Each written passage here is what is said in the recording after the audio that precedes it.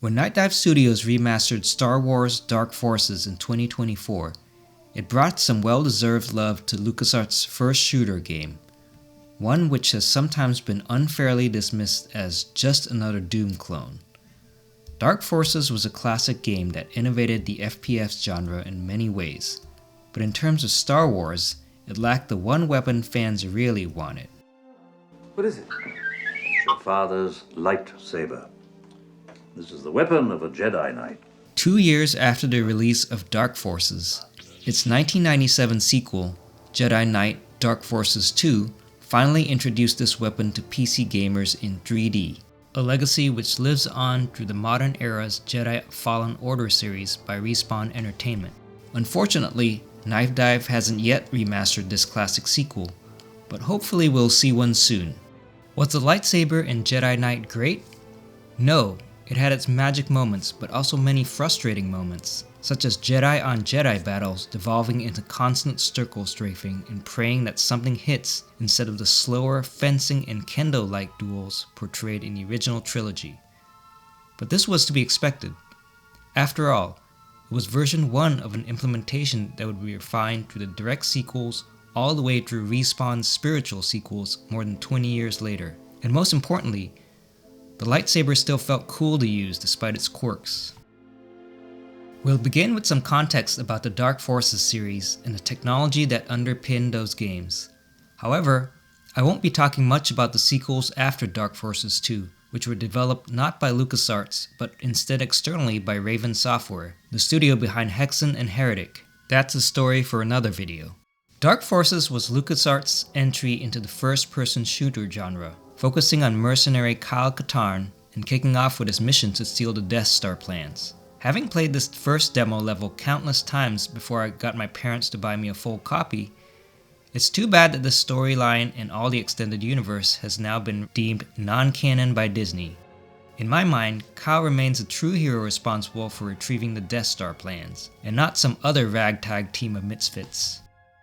Dark Forces was released in February 1995, a little more than a year after Doom, and was groundbreaking in many ways. From the quality of its animated cutscenes to its story, which tied into the broader Star Wars universe, plus its complex, multi-floor levels and puzzles, it did things Doom and its clones at that time were not doing. Its deep integration into the Star Wars universe was made possible by LucasArts being the game division of George Lucas's parent company, Lucasfilm. But this also brought many challenges, as we'll touch on later. Some of these innovations were made possible by its game engine, named the Jedi Game Engine, which was ironic since the game had no Jedi or lightsabers. This was a LucasArts in-house proprietary game engine written in the C programming language developed specifically for the Dark Forces game, which did some things the Doom engine couldn't. Two impressive features of this engine for the time were highlighted by Night Dive Studios' Dark Forces remaster lead Max Wayne in his interview at PlayStation blog.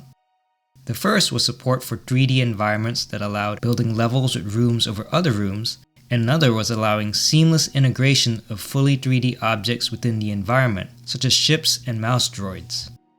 Unfortunately, the Jedi engine would be used for only one other LucasArts game, the Western-themed FPS Outlaws, which also recently got a Night Dive remaster. To support a true 3D environment and keep up with 1996's Quake, LucasArts would have to create a new game engine. 2.5 years later, in October 1997, the release of Jedi Knight Dark Forces 2 arrived, with several notable advances to the series. First, it reversed all expectations of how a sequel should be named by starting with the subtitle. This was no doubt to emphasize that it was first and foremost a Jedi Knight game more than a Dark Forces game, but it probably also matched how Yoda would have named the sequel. Second, LucasArts built a new engine for the game, this one dubbed the Sith engine. Like the Dark Forces 1 engine, this engine was also programmed in the C language, but it was a full 3D engine and supported hardware 3D acceleration, matching many of the advances of the Quake engine. Third, from a gameplay and story perspective, it made Kyle a Jedi and brought in the lightsaber as well as Jedi powers, though he doesn't start that way in the game. Of course, the narrative threads for why Kyle is now a Jedi were pretty thin. I am a Jedi, like my father before me. But hey, it's Star Wars, and Star Wars viewers are no strangers to glossing over plot holes. A lot of action, a lot of noise. It was cool. I thought it was fantastic. Fourth, Yeah, it was really good. orchestral score used Red Book audio instead of MIDI, making it sound like real orchestral music from the movies.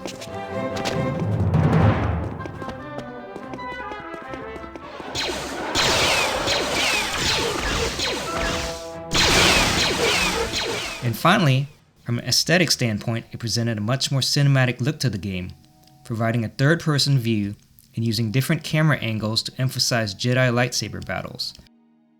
This third-person view wasn't just for show, since it was critical for the player to use when wielding the lightsaber. In retrospect, integrating the lightsaber into a 3D action environment was a complex undertaking, so it made sense why this was not going to be in Dark Forces 1, which only used a 2.5D engine like Doom. And did I mention LucasArts' emphasis on the lightsaber enough times?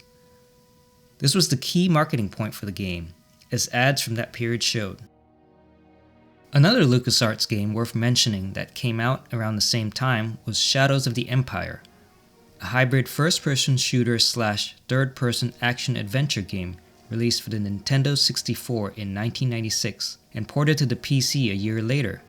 While this game used another game engine developed specifically for the N64, its design almost certainly had some influence on Jedi Knight. Project lead Mark Haid Hutchinson wrote in his postmortem of Shadows from 2009 that the Shadows team relied on the Dark Forces 1 toolset to construct the first-person levels of the game, and some members of the Dark Forces 1 team continued onwards to develop Jedi Knight, including many of the level designers. Additionally, some of the same people are credited on both Jedi Knight and the N64 Shadows version, including level designer Matthew Tatashi and production manager Brett Tosti. Today, third-person sword fighting games are their own subgenre, popularized by 2011's Dark Souls, and more recently adapted into the Star Wars universe by Respawn Entertainment through its critically acclaimed Jedi Fallen Order and Jedi Survivor games. In these types of games, combat is based on deliberate and focused movements, using a combination of well-timed strikes, parries, dodges, and possibly other counters. But when Jedi Knight came out in 1997, there were no established models for 3D first or third-person perspective sword fighting games on the PC. Instead, there were other types of genres it could draw from: first-person shooters, fighting games like Street Fighter, 2D sword fighting games, and third-person 3D action adventure games, most notably Tomb Raider and Resident Evil, released in 1996. But there was nothing quite at the intersection, which is where Jedi Knight sat at.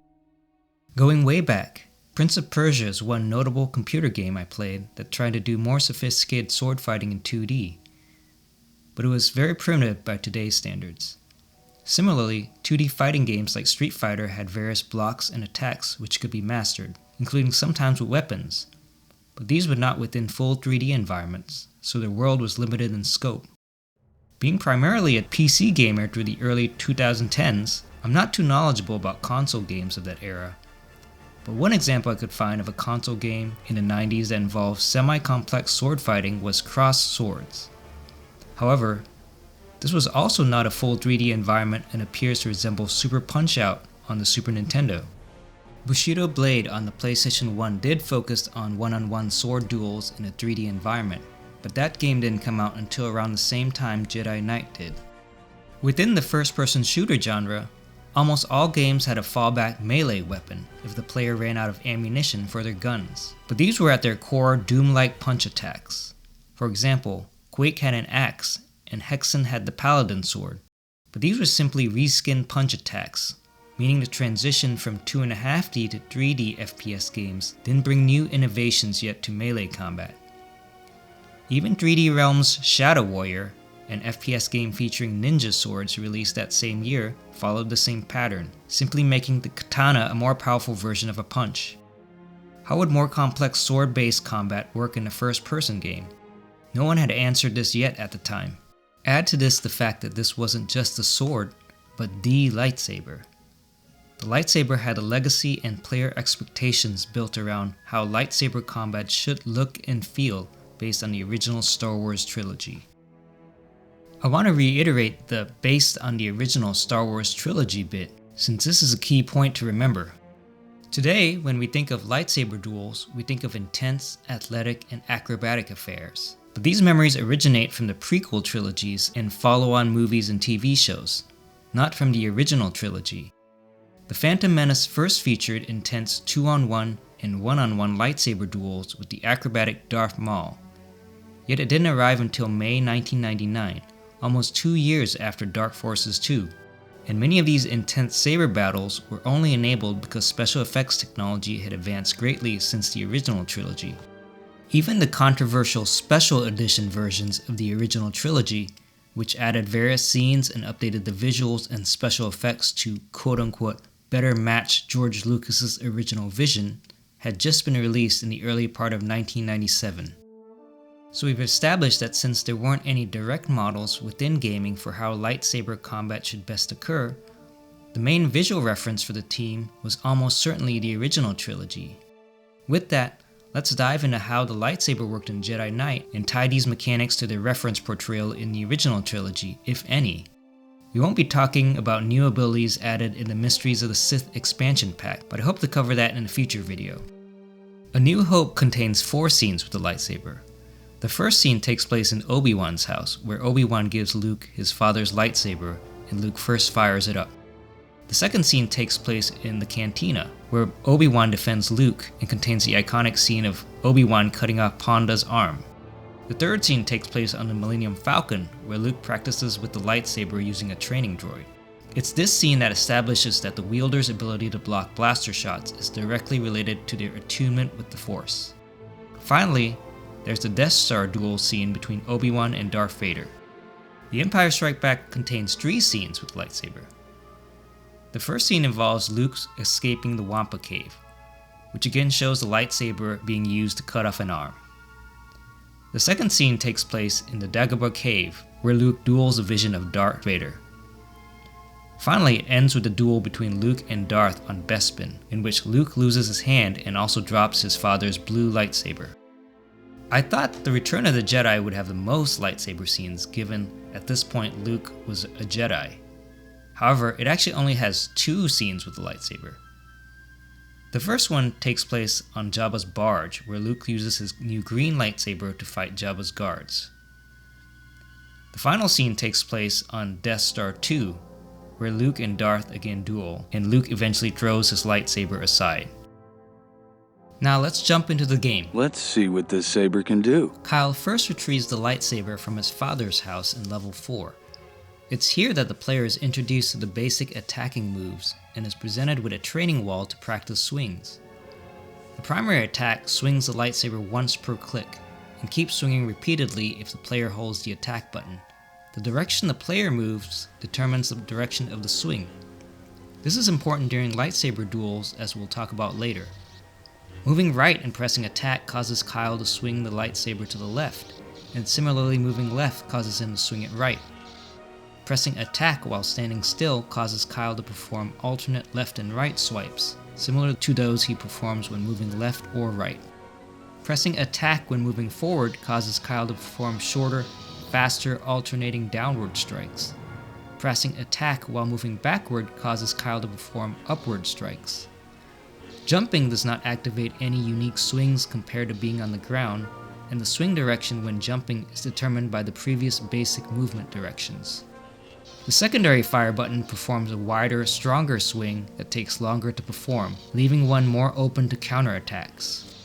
In general, these movement-based attacks don't directly map to how lightsaber attacks are presented in the movies. On film, fighters use stances and deliberate attacks. Even while striking rapidly, the lightsaber wielder usually keeps their stance and is never running while striking, as the game would have it. The closest one sees in the movies of Jedi Knight's striking while moving mechanic occurs in Return of the Jedi during the final duel, when Luke taps into the dark side and aggressively attacks Vader. But despite not matching the movies accurately, the 4 basic directional strikes are good enough to add complexity to saber combat in the game over melee combats used in other games of that era. And most importantly, the game makes the lightsaber feel powerful. A single strike can kill most standard enemies, and in some cases you'll even see a limb cut off, matching the Cantina and Wampa scenes in the movies. An event shown in almost every duel in the movies is the Saber Clash, where the combatants strain and push against each other with their lightsabers. This mechanic never appears in the game, although future games, including Respawn series, do have this. One other interesting move showcased at least twice in the original movies, but not represented in the game, is a spin swing. I don't think this looks particularly good in the movie, and at the risk of sounding sacrilegious, Alec Guinness's old Obi-Wan looks comically slow in performing this. I'm not sure why the game opted to use a different looking power attack over this, but maybe the animation and programming was too complex. As in the movies, the lightsaber also serves a defensive function. What's unique about the lightsaber over normal swords is obviously its ability to block blaster shots as well as other lightsabers. Obi-Wan first blocks blaster shots in A New Hope during the cantina scene, and Darth Vader and Luke also use it in Episode 5 and 6. The ability to block shots effectively depends on one's attunement with the Force, and we're first taught this during Luke's training scene on the Falcon. This will be something I'll come back to when we examine the game's implementation of this ability. In the game, Kyle automatically blocks laser blasts and lightsabers as long as he's facing them, and sometimes blaster shots also reflect back to damage the shooter. There are various quirks about this mechanic, and we'll go into the intricacies about why this is based on the implementation. In terms of world building, the lightsaber interacts with the environment in the movies and in the game. The most basic reaction in the game world is that sparks fly whenever you strike walls or objects with the lightsaber, similar to what the movies show, and some objects also break. In terms of game mechanics, breaking things and having some feedback from the world at large was not unique at that time. Quake's axe, Hexen 2's melee attacks, and Shadow Warrior's katana all make noise and often destroy objects when you strike them. Where Jedi Knight made this a gameplay mechanic that Quake engine games did not use, but which build engine games like Duke Nukem and Shadow Warrior did, was by allowing you to destroy the environment to create new access points. Another useful game mechanic is that the lightsaber could act as a light source. Obviously, a lightsaber should emit light. Prior to getting the lightsaber in Jedi Knight, you had to use your battery-powered lamp to light dark areas, which had a finite charge. With the lightsaber, you had an infinite light source on tap. I was surprised to learn that the lightsaber was never used in this way within the original trilogy, due to how the special effects work. We rotated with reflective tape so that it would flash and it would create light on the actors and all that. That never really worked. As soon as they hit each other, they broke the lightsabers. So then we just used the sticks with the reflective material on it as we moved on. A final environmental interaction I want to highlight is underwater. The game answered the question, do lightsabers work underwater, with an emphatic yes. This was never shown in the movies, and as far as I can tell was never shown on screen until the Clone Wars cartoon in the 2000s, where Jedi Master Kit Fisto had a unique underwater lightsaber using a bifurcating cyclical ignition pulse, a mouthful of science fiction gibberish to explain how this worked if there ever was one. So I think this underwater use was something first invented by the game, but I could be wrong. A final gameplay mechanic worth highlighting is that Jedi Knight provided first and third person views that were both useful. Other FPS games like Duke Nukem 3D had provided optional third person views, but they were more a novelty than actually useful. In Jedi Knight, the third person view was critical when wielding the lightsaber, especially in lightsaber duels, in order to see what was around you, while the first person view is best for the shooting segments. Aesthetically, the third-person views also allowed cinematic angles during duels, which further made the game feel like the movies. Now that we've covered the basic gameplay mechanics of the Jedi Knight lightsaber along with its Star Wars and gaming context, it's finally time to delve into the technology behind how it works.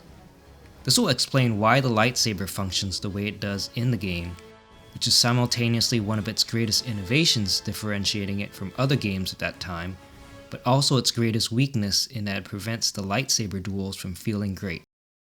Even though I loved the game when I first finished it almost 20 years ago, I vividly remember being frustrated when shots and strikes I thought I was blocking weren't being blocked, and that I felt like I was swinging the saber wildly in the duels with no real sense of mastery about the combat mechanics. It's reassuring to know that it wasn't just me. Even years later, this feeling is shared by other people. For example, this Reddit thread from 2 years ago posted by a first-time Jedi Knight player asked for help understanding how lightsaber combat works in the game. And Eurogamer's 2011 retrospective on the game puts it cheekily, complaining that lightsaber combat is, quote-unquote, mostly about running around in mad circles while waving your saber around like a stick of French bread. But it also says that the pleasure of watching it buzz to life is splendid. The key implementation that enables the Jedi Knight lightsaber mechanics revolves around the game engine's collision detection system, which determines whether something gets blocked by the lightsaber. On Daniel Albu's 2024 podcast, he interviewed former LucasArts Jedi Knight programmer Yves Borkmans, who consulted with another LucasArts team working on the Indiana Jones and the Inferno Machine, which was a Tomb Raider-like third-person action-adventure game. That team wanted to utilize Jedi Knight's Sith engine, and in the interview, Borkmans describes the collision system as very custom to Jedi Knight. I mean, this is not using Havoc or anything like that. It's a handwritten collision system that just handles the specific cases that are needed for Jedi Knight. That's all. You don't have this kind of collision, it's not in the code. To understand how this collision system works, we'll look at the source code. This was very illuminating to me since some things that I expected to work a certain way actually didn't, and in some cases I think minor changes could have made the game slightly more interesting, though they wouldn't have changed the fundamental weaknesses of how lightsaber combat works. Unfortunately, LucasArts has never released the source code to any of their game engines.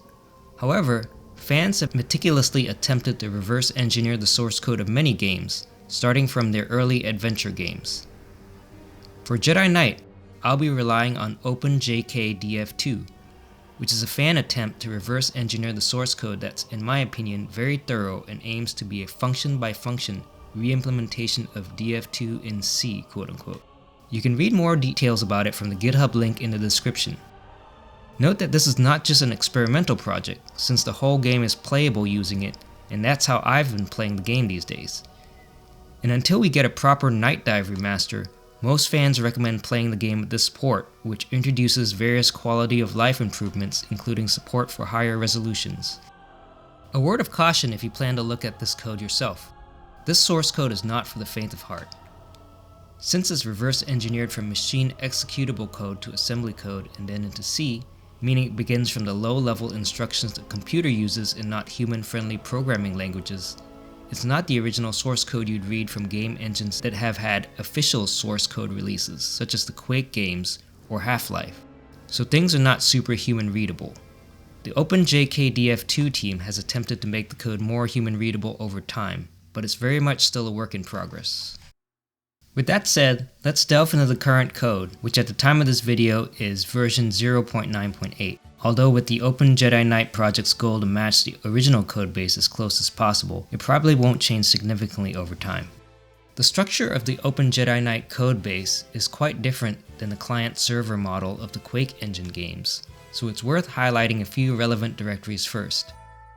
The general subdirectory contains lower-level functions that manage things like data structures and memory usage. The main subdirectory contains things like the main function, which launches the application, as well as functions for managing the state of the heads-up display or HUD and for loading level maps. The engine subdirectory contains logic for the general engine-related functionality, such as handling animation keyframes, managing the gameplay camera, registering collisions, etc. The gameplay subdirectory contains engine logic related to gameplay aspects such as inventory, the player, and most importantly for our purposes, the lightsaber. The world subdirectory contains engine logic related to things like sounds, lighting, and weapons. We'll soon look at the weapon-related logic since it calls collision detection functions that relate to lightsaber blocking. To reiterate what I said earlier, the collision system underpins the game's lightsaber combat mechanics as well as its defensive abilities against energy projectiles. At its core, this involves some pretty sophisticated geometry, but I'll try to explain the basic math at a high level with pictures to highlight the main concepts. The key files in the Open Jedi Knight game engine related to detecting collisions and triggering appropriate lightsaber blocking are in gameplay/JK Saber for lightsaber on lightsaber fighting and world/Sith weapon, which relate to lightsaber blocking of projectiles. Let's start with how blocking of energy projectiles works. In the game, as long as you're not attacking, Kyle can block energy projectiles with a lightsaber, including blasters and crossbows, as long as you're facing them appropriately. We'll look into what facing appropriately means. When I played the game, I always assumed there was some randomness to blocking blaster fire, since every once in a while a shot would damage me even when I thought I was in the correct position. I also assumed that this randomness decreased and Kyle's ability to block shots increases accordingly with his Jedi skills, meaning shots are blocked more effectively the farther you are along in the game. The overall implementation matches this expectation for the most part conceptually, but a few key differences did surprise me. Blocking detection is called in the attacker's collision detection code. In world/Sith actor, there's a function called Sith actor thing animation blocked that contains the relevant logic. This code shows that blocking is a function of two main parameters. The first is the field of view. The field of view represents how wide the character's vision cone is for blocking attacks, which we'll talk about more shortly. The second is a random chance cutoff. There's also a third parameter called an error value. This error value determines whether the shot bounces back to damage the shooter. Whenever a projectile enters the player's collision box, it triggers this logic to determine whether it damages the player or is blocked. What is the collision box? This is the geometric shape in the game that defines when a player contacts something, whether that be a wall, a projectile, etc. In modern games, multiple collision boxes may be used depending on the context, such as a character being made up of multiple capsules to approximate its shape. Compared to modern games, the hitbox in Jedi Knight is very simple. A sphere centered at some point in the player model with a radius defined in some game units. In the case of Kyle in Jedi Knight, this radius is 0.065 game units. The unit is arbitrary and only has meaning relative to other objects in the game, but we can interpret this as roughly 6.5 centimeters in game scale. So looking back at the code, basically this means the projectile is only blocked if it passes these two key checks. I won't delve into the other conditions around in the code, other than to remark that they relate to various other side preconditions and geometric calculations to be able to get the requisite vectors for the field of view calculation. We'll start with the chance parameter. At each collision, a pseudo-random number is generated between 0 and 1, and this gets compared to some defined chance cutoff value.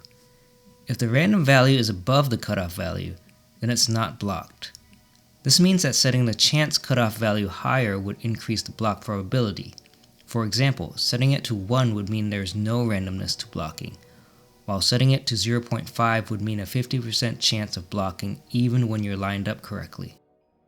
I'll come back to what this value is actually set to in the game, which surprised me.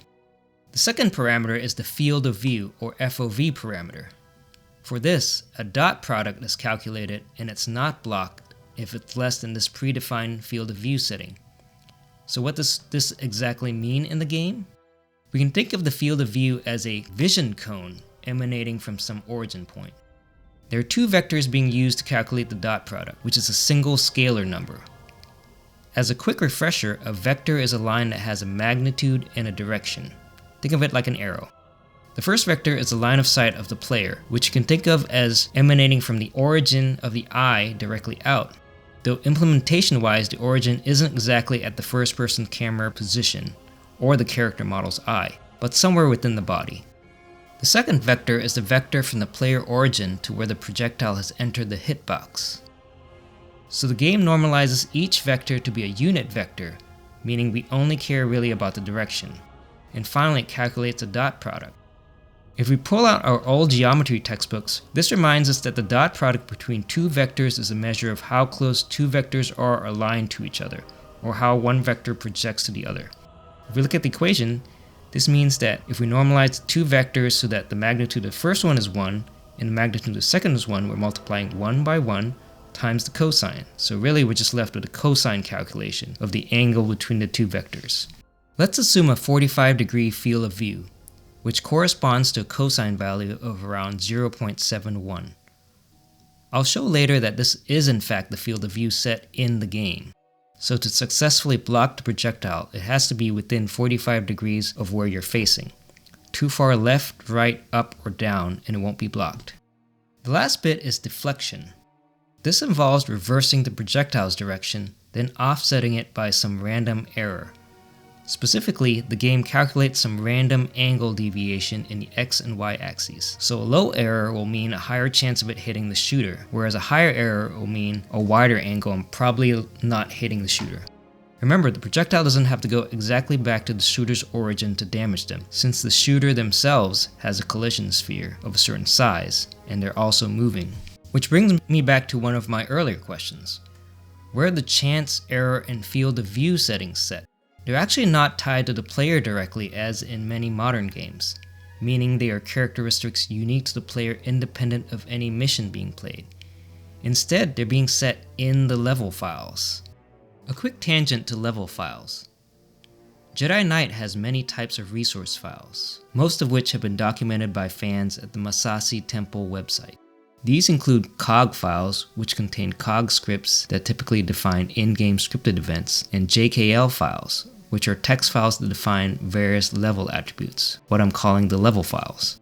Within the game directory, these are stored within resource GOB, or Game Object Blob files, which are similar to zip files that hold assets and game data, including sounds, models, and so on. One can unzip these using one of several fan-made GOB utilities, also linked from Massassi Temple. The one I use is JKGOB. So going back to these parameter settings, I always thought there was some randomness to both the blocking and the reflecting.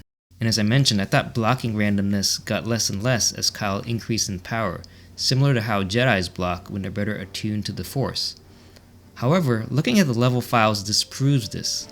The blocking chance is actually set to 1 across all levels, which means there's no randomness to blocking, and it's entirely dependent on lining up within the field of view. This is not an open Jedi Knight setting, since I extracted these level files directly from the GOG game resource files. The field of view is set at 0.71, which as I mentioned earlier corresponds to 45 degrees. So coming back to the chance, I'm not sure why they set the chance consistently to 1 across the whole game, versus adding some randomness when Kyle first begins, and then dialing this up as he increases in experience over the course of the game. I also always assumed deflection damage to the shooter is binary, and if it was a miss, then it would just randomly send it in some random direction. However, it's more nuanced than this, since the error refers to a deviation in the angle each time, so it can actually go into any angle. The technology behind lightsaber combat is similar to that of projectile blocking, but has more things to account for. We'll focus on code within gameplay/jksaber.c. In here, there's a function called jksaber_update collision 2 that contains the relevant logic. Again, this is focused on the attacker's side. Note that this code is used both by computer-controlled lightsaber wielding characters like the Dark Jedi as well as the player. This function gets called by a similarly named function, jksaber_update collision without the 2, which performs various matrix calculations on vector positions to provide the relevant inputs for determining collisions within the jksaber_update collision 2 function. These things include the lightsaber origin position as well as various other information about the striking saber, collected in the jksaber collide struct. A struct is a data structure that encapsulates a lot of other information. These include the saber damage value, blade length, and stun delay. These checks get called within an infinite while loop that's constantly checking whenever the lightsaber is equipped. So at a high level, you can think of this as running in the background constantly to determine if the lightsaber is striking anything, whether that be a wall, another Jedi, or nothing, and applying the appropriate operation. Lightsaber blocking again depends on 2 parameters, a chance value and a field of view value. There's no deflection to account for as there was with projectiles, so there's no error parameter for this case. Here's where lightsaber combat gets interesting. Earlier, I mentioned that the game level files set the player's blocking field of view across the entire single-player campaign to 45 degrees. A projectile enters at a specific point into the player's hit sphere, which we then use a dot product to compare against the field of view setting. But a lightsaber isn't a single point like a blaster shot, so where does the lightsaber enter? For this case, the collision point depends on a ray or line segment from the lightsaber, and the game accounts for basic lightsaber geometry. Specifically, it takes into account three things: the start point of the ray, which you can think of as where the lightsaber handle is, the direction of the lightsaber, as well as the lightsaber blade length. Let's talk briefly about how these are determined. In real life, saber position and direction would be based on how a person is standing and swinging, and indeed, the game does roughly this, calculating the saber position and direction based on geometry of the player model and its animation, which we can see in the JKSaber_update collision function. Here, it's building the animation and model joint matrices to determine the saber position. Remember when I mentioned that two types of resource files used in Jedi Knight include level files and cog files? Unlike the field of view and chance parameters, the blade length is set via cog scripts, in this case the game's weapon_saber.cog file via the enable saber function that's supported by the game engine. These cog scripts get loaded by the game dynamically, rather than being built with the game engine at compile time. Taking a step back from these details, the key point I want to make is that variations in Dark Jedi do actually affect the duels, and they're not just for show. This means that a very small Dark Jedi character like Pick will strike differently, and the player has to account for this. Similarly, you'll need to engage a Jedi who has a long lightsaber differently than one with a shorter lightsaber. We can see this in action during the battle with Maul, the fourth Dark Jedi you face, who gets cut in half during the opening cutscene and is now just an upper body floating on a repulsor lift carriage. His favorite moves are side to side and spinning swipes. When I try to block his spinning swipes by facing him directly or by facing slightly to the side it's coming from, it looks like I should block it, but I usually take damage. This is because, as we've learned, the strikes depend on where the lightsaber blade is contacting my spherical hitbox versus my 45 degrees blocking field of view. To safely block these strikes, I need to angle my direction much more dramatically towards the direction of the strikes. I'm impressed by how the game isn't pulling lots of magic tricks regarding lightsaber combat, and it's doing what you'd think it would be doing.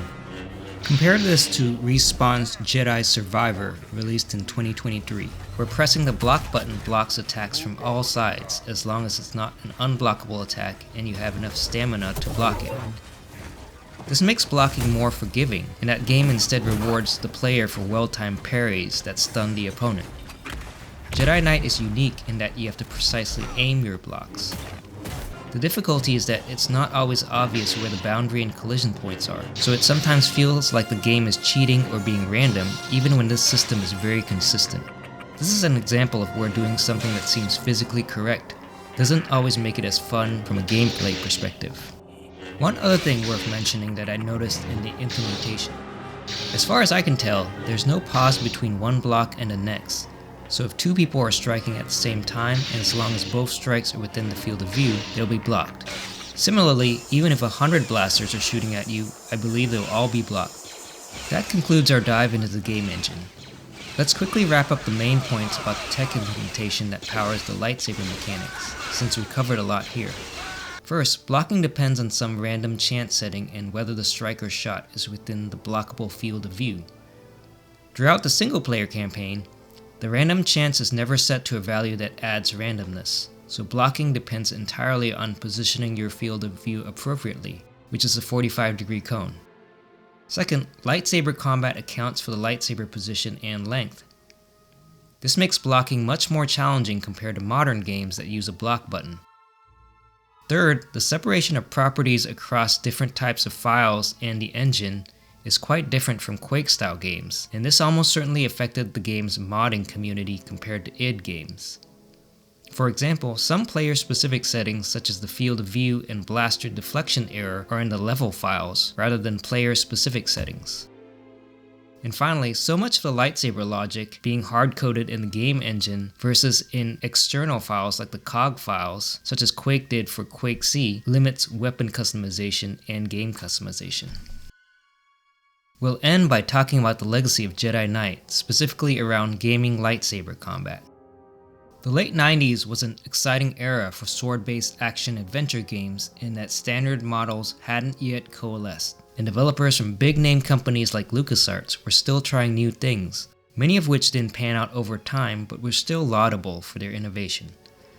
For example, another PC game released soon after Jedi Knight that was published by Interplay, called Die by the Sword, focused on letting the player control the sword arm.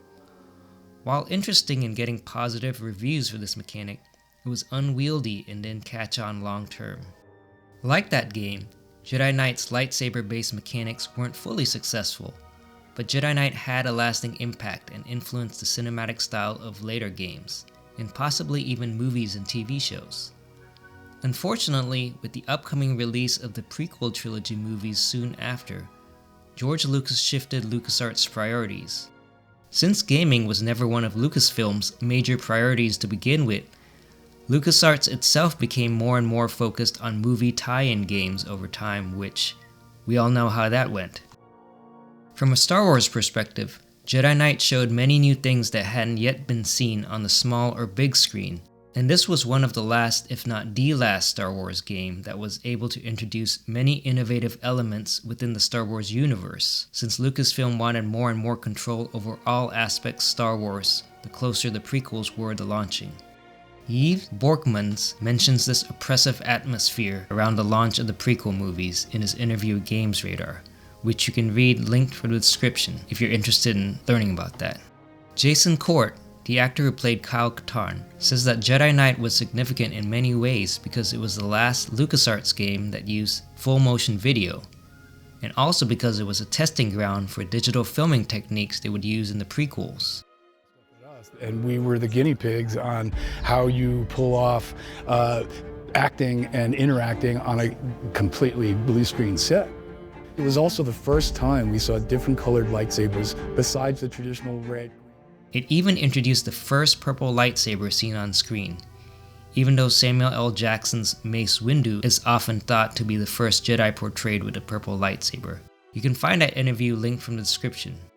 Games over time also started to diverge into lightsaber and non-lightsaber games, culminating in today's selection, such as Star Wars Outlaws, which focuses purely on shooting and non-lightsaber combat, versus Respawn's series, which focuses purely on lightsaber combat and Jedi powers, with a random blaster thrown in at times as an additional Force-like power.